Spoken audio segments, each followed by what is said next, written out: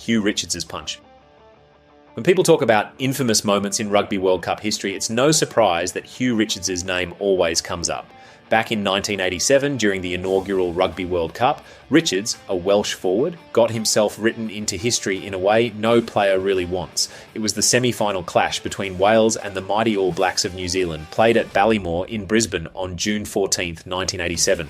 The game was already lopsided, as New Zealand, led by Captain David Kirk and powered by legends like Sean Fitzpatrick, Grant Fox and John Kerwin, were dominating. Wales were frustrated as their forward pack were being bullied at almost every ruck and scrum. Then came the moment, in the middle of a loose scrum, with tempers already boiling, Richards lost his cool. He swung a punch at All Black lock Gary Wetton. But Wetton, being a tough towering forward, didn't go down. Still, the strike was clear as day. Referee Kerry Fitzgerald of Australia spotted it instantly and had no hesitation. Out came the red card, and it was the very first red card in Rugby World Cup history. Richards was marched off in front of a stunned crowd, leaving Wales to finish the semi-final with 14 men. To make matters worse, as Richards was heading off, All Black number 8, Buck Shelford, gave him a bit of extra treatment with a sneaky punch of his own, which left Richards with a broken cheekbone. The suspension was a short 1-week ban, but it meant Richards couldn't play in Wales's third-place playoff against Australia. That left him remembered less for his rugby skills and more for that single rash punch. For a guy who only had a handful of caps for Wales, that's a tough way to be immortalised in rugby folklore. David Cody trampling early in a third-place playoff. If Hugh Richards' red card was remembered for being the first, David Cody's was remembered for being the fastest. Just a few days after Richards' infamous dismissal in the 1987 World Cup, Cody, the Australian flanker, made his own bit of unwanted history during the third-place playoff between Australia and Wales at Eden Park in Auckland on June 18, 1987. Now, both sides had just come off crushing semi-final defeats. Australia had lost to France in that classic game at Concord Oval where Serge Blanco scored the winning try while Wales had been thumped by New Zealand, so both teams wanted something to salvage from the tournament. Unfortunately, the game barely got going before Cody was in trouble. In the opening minute, he was warned by referee Kerry Fitzgerald, the same ref who sent off Richards, for some reckless play. But instead of settling down, Cody doubled down on the aggression. Just a few minutes later, he charged into a ruck and ended up trampling over a Welsh player lying on the ground. The player on the receiving end was Welsh scrum half Robert Jones, who was trying to tidy up loose ball when Cody stamped down clumsily and dangerously. Fitzgerald had seen enough. After just 5 minutes on the clock, Cody was shown a straight red card, and it remains one of the fastest dismissals in Rugby World Cup history. Imagine that, all the build-up to a big bronze medal playoff, and within 5 minutes, you're down to 14 men. But despite the handicap, Australia fought hard. The match turned into a nail-biter, with Wales eventually sneaking a 22-21 win.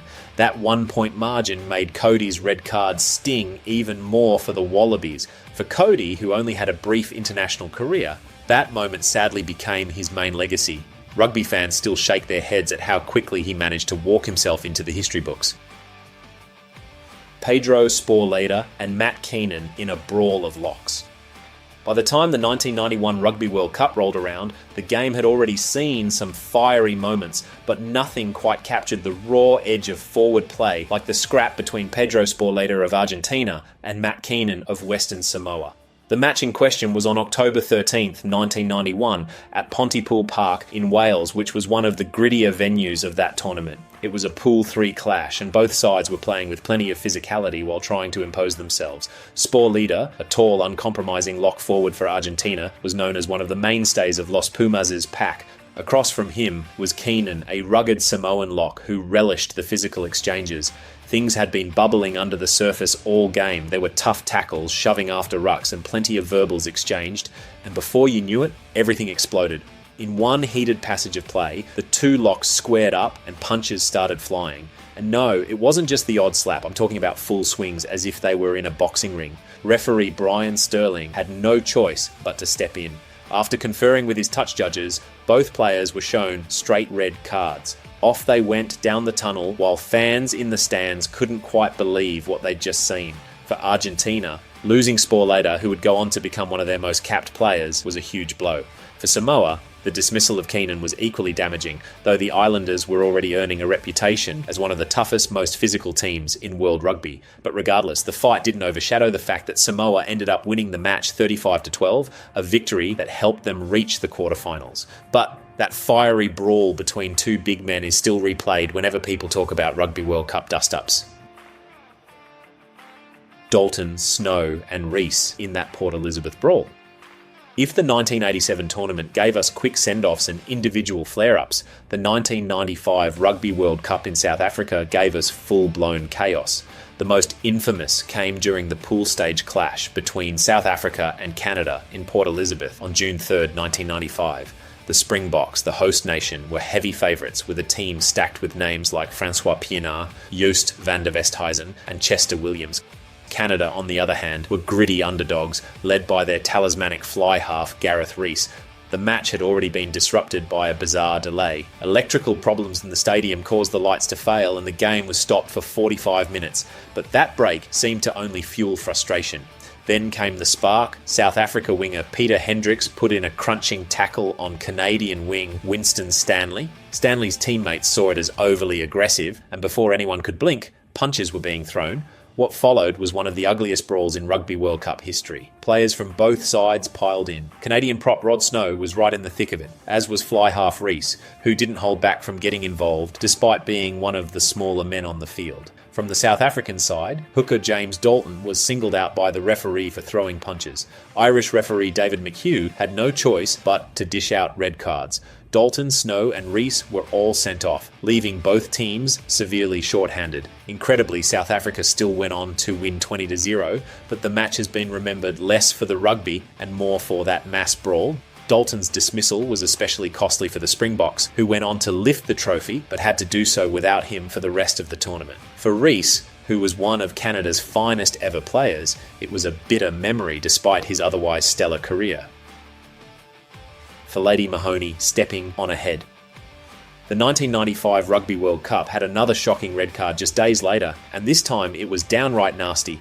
On June 10th, 1995 in Pretoria, Tonga took on France in a Pool D clash. The French, with stars like Abdel Benazi, Philippe Sella and Thomas Castagnede, were strong favourites, but Tonga were determined to make their physical presence felt. Sometimes, though, the physicality crossed the line. Midway through the game, Tongan flanker Feleti Mahoney completely lost his head. In a heated ruck situation, French flanker Philippe Benetton was on the ground, trying to secure the ball. Then Mahoney, instead of competing legally, came crashing down and stamped directly on Benetton's head.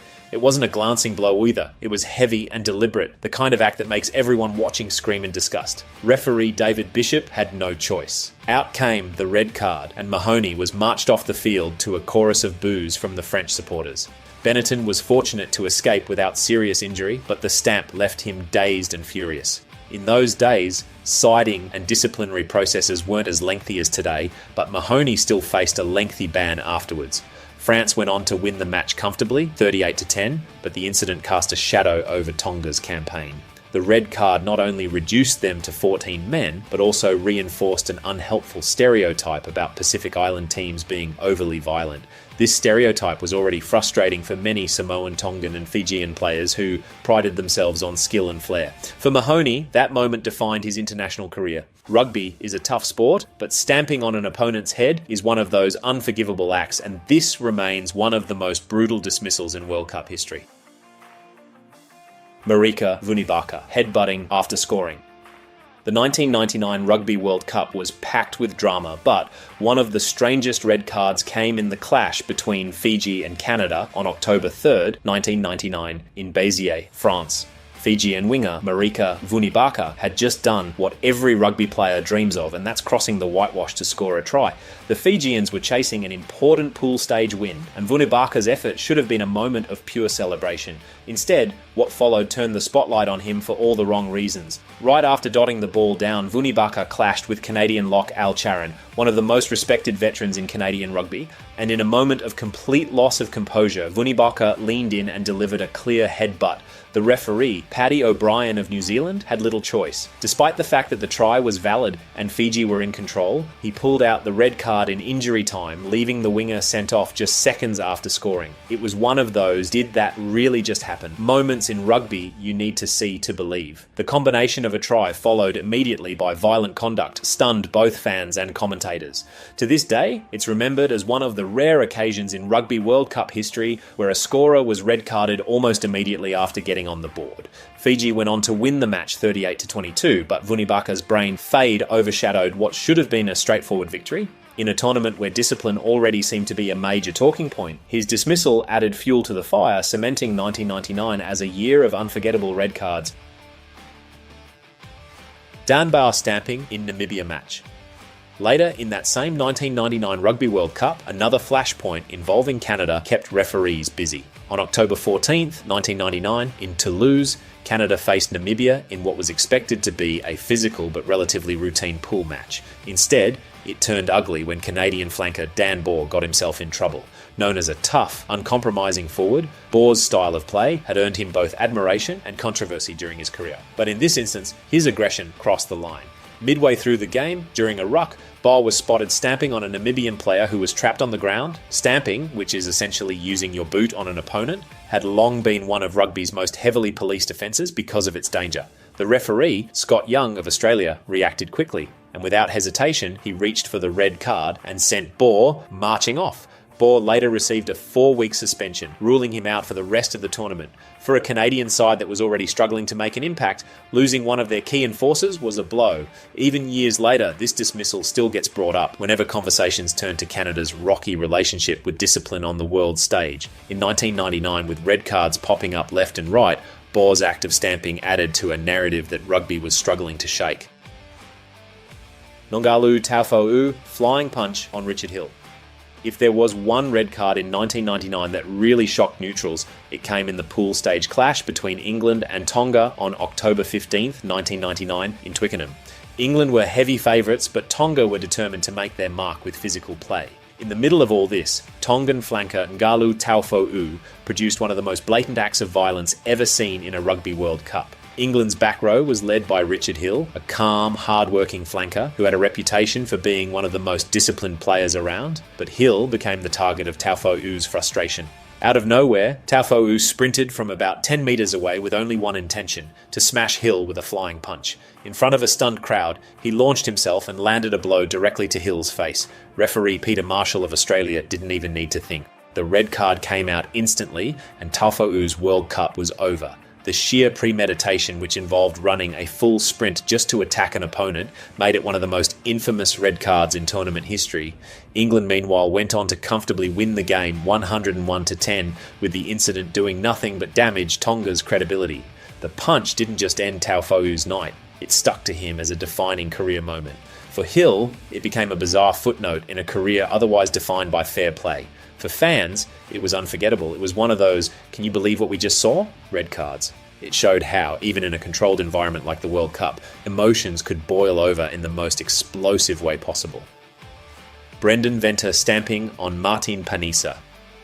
As if 1999 hadn't already provided enough disciplinary drama, another red card came on the very same day as Taufa'u's dismissal. On October 15th, 1999, in Glasgow, South Africa faced Uruguay in a pool match. The Springboks were overwhelming favourites and eventually cruised to a 39-3 win. But instead of the focus being solely on their victory, much of the post-match chatter revolved around centre Brendan Venter and his reckless actions.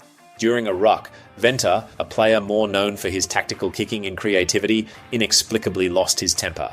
He was caught stamping on Uruguayan forward Martin Panizza, who was pinned to the ground and unable to defend himself. Referee Jim Fleming of Scotland saw the incident clearly and had no hesitation in showing Venter a straight red card. For the defending champions, this was a serious embarrassment. South Africa had entered the tournament with hopes of repeating their 1995 triumph, but moments like this undermined their aura of professionalism. Venter was subsequently suspended, leaving coach Nick Mallett to reshuffle his squad for the knockout stages. While the Springboks eventually reached the semi-finals, Venter's absence was felt, and his red card was widely criticised back home. What made this incident even more remarkable was that it happened within hours of the Taufo punch on Richard Hill. In fact, fans and journalists started dubbing October 15th, 1999 as one of the wildest days in Rugby World Cup history. Two completely different matches, two shocking red cards, and a growing sense that discipline was spiralling out of control. Venter's stamp on Paniza wasn't just reckless, it felt unnecessary and out of character,